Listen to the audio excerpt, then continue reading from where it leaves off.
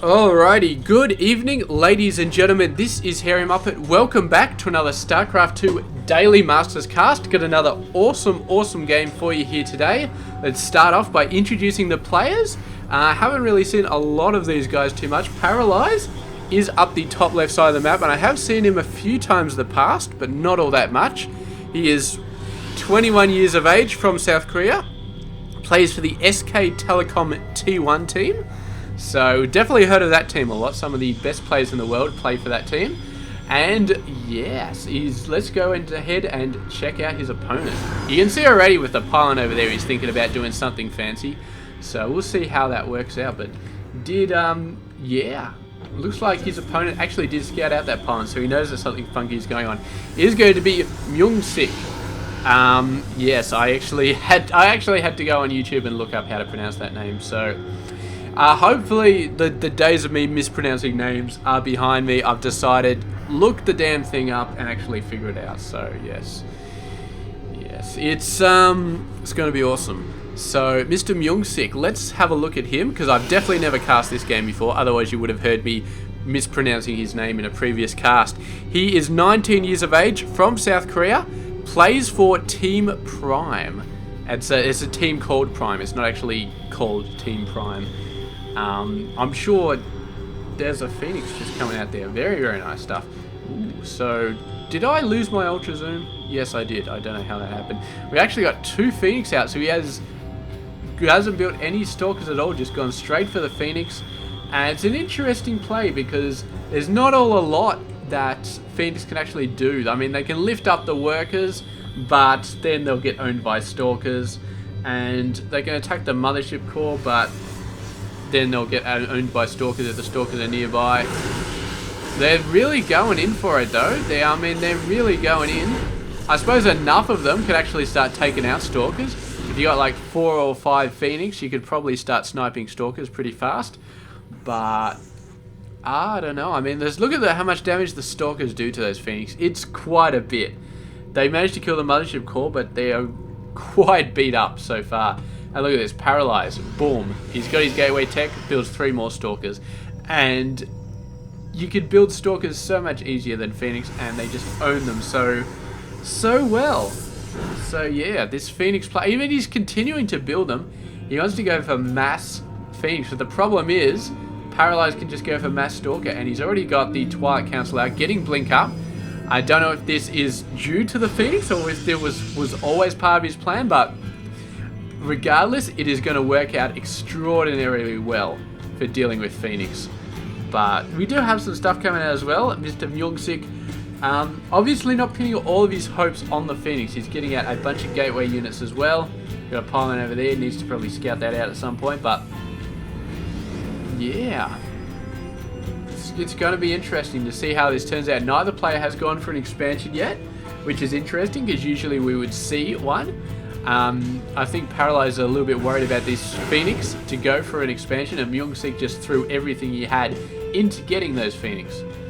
Stalker moving out and having a bit of a scout. He's definitely thinking about getting an expansion, I think. But there we go.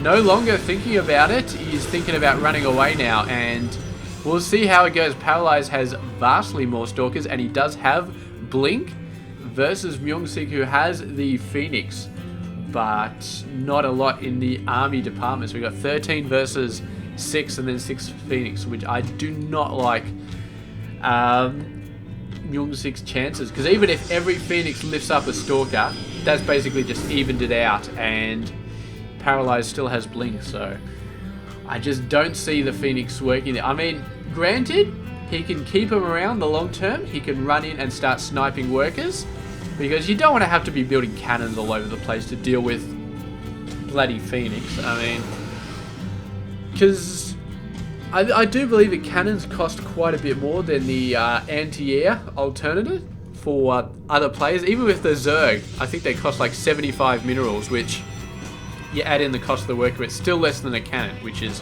150. So yeah, you don't want to be building cannons if you don't want to. They're just not an effective use of your income, and unless you are dealing with cloaked units, I wouldn't say it's worth it. But still, with 6 Phoenix, that's the sort of thing where you have to think, well, maybe in this particular case it is worth it, because there's Phoenix are out there and they're going to be a pain in the ass. For now, he's just keeping the Stalkers in there. Saw them a little bit, but MyuNgSik looks like he's going to be running away more than early enough to get away from the Stalkers, even with the blink. And we kind of got a standoff here where MyuNgSik is just like, you know what, I'm going to try and do something with the Phoenix, see what he can do, but not really doing a lot. And ParalyzE is just like, yeah, I got a ton of Stalkers, but I got to think about something else now, because he's not going to be going for mass Phoenix for the entire game. So we do have an Immortal coming out from MyuNgSik, as well as a Robotics Bay, or whatever the hell that thing is called. I always get confused. It is a Robotics Bay. Alright. So there's a Robotics Facility and a Robotics Bay. Someday I will learn those. It gets confusing because in Brood War they were called something else, and it was like Robotics Facility and Robotics Support Bay, which I suppose is still pretty close, but regardless. Income, ParalyzE has actually got a bit of a lead. I think his Nexus might have been a little bit faster. I don't think that explains the full 5 workers. Here we go. So MyuNgSik has lost 3 workers. ParalyzE only 1. He's lost a bit of army as well, but not all that much. And Phoenix going in, doesn't see a lot. Actually, probably saw that Templar Archives, so knows that ParalyzE may be fielding some Archons very, very soon. And for himself, he's just going to be pumping out some Colossus, which is going to be very, very good once he gets the numbers up. But for now, is just basically building up and having lots of fun. Phoenix attacking a hallucinated Phoenix. You don't see that every day, but apparently we're seeing it today. And the 6 Phoenix are still alive, so they haven't really got that many kills, but their presence is an additional factor in a game where, you know, every additional factor is something you got to worry about. I mean, these 6 Stalkers sticking back there, these 6 Stalkers sticking back there. Sooner or later, they're going to have to go out and do some damage, and then what is he going to have to defend those workers? Well, man, I'm not going to get 3 games done today. I am so tired. Oh, man. But we'll just have to see what we can do. He's actually going for Storm here. We're not even seeing Archons. We may see Archons, but he's going for Storm, which is very interesting. Storm not usually seen in PvP, simply because every single unit is so bulky, and it's just... There we go. The Phoenix lifting up tons of Stalkers, but the Nexus Overcharge is going to be doing so much damage. We got a hallucinated Colossus, but it's not getting attacked. Assumably there's an observer over there somewhere. And so far, MyuNgSik is trying to do as much as he can. The Colossus doing a fairly good job at killing stuff.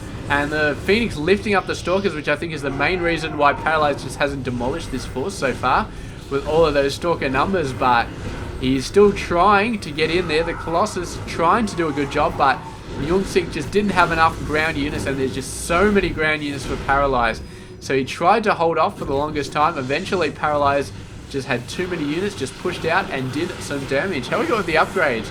ParalyzE has managed to get level 1 at some point, and MyuNgSik with nothing at the moment, but he is getting some more Colossus. He's got 1 at the moment with another one on the way. Neither player really in extremely high macro sort of space where they just got tons of stuff coming in. I guess I was casting a ZVT game yesterday where the income just goes through the roof so fast. But these guys, they're slowly getting there. Slowly getting there. We got to remember that the expansions for both players were quite delayed. It's just... Yeah, I mean, they were messing around with Phoenix and other stuff, so the expansions were quite delayed. But they're definitely getting into it now, and you may want to start chrono boosting that out. Or he's already chrono boosting it out. May want to start getting some other units as well. He's got Zealots, no legs on them, which is unfortunate, but the Zealots are still good. ParalyzE getting the legs out. So ParalyzE definitely has a plan in this game. He's definitely looking to take it out.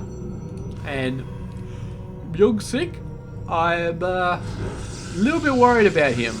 I mean, he went for that early Phoenix play, which wasn't all that advisable. Did manage to make use out of the Phoenix eventually, but for now, I'm not sure how this is going to go. Oh, High Templar.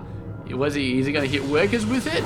I'm not sure what he's going to hit. He's moving over. Yeah, it looks like he's going to hit workers with it. Is he going to double prong attack? Come on. This is your chance. Hit the workers. He's not going for it. I don't know what he's doing. But we will see. We've now got 3 Colossus on a high ground advantage here.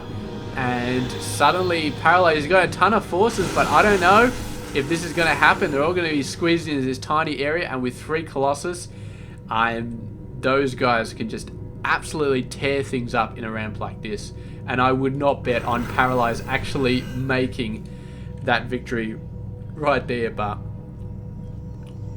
we'll just have to see what happens. We've got a Templar Archives coming out from Mr. MyuNgSik as well. He's getting his 4th Colossus, and ParalyzE just looking for something to help him out here. I'm not sure what he's going to get. Oh, a mortal drop. Oh, the Colossus going down. This is where things get interesting, because the Colossus up the top of the ramp, that is crazy. Crazy good for Mr. MyuNgSik, but now he's moved down, and he's not quite in as good a position as he was, but he's still got a bunch of Colossus out there, 4 total, which is a very decent amount. Still no upgrades though, and ParalyzE is halfway to getting level 2.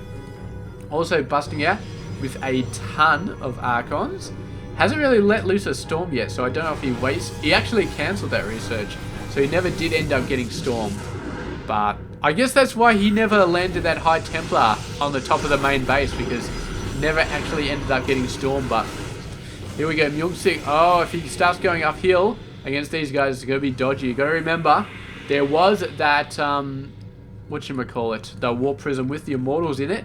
If ParalyzE still has that, then that would be quite insane, going up, hitting these guys from the backside. But MyuNgSik, if he can get in here on the top side and attack these guys, that is going to be awesome. There we go. There's that Warp Prism with the Immortals in it.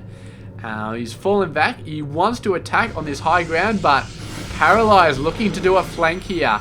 And this could be absolutely devastating if MyuNgSik does not get himself into a better position. He's falling back into a better position here.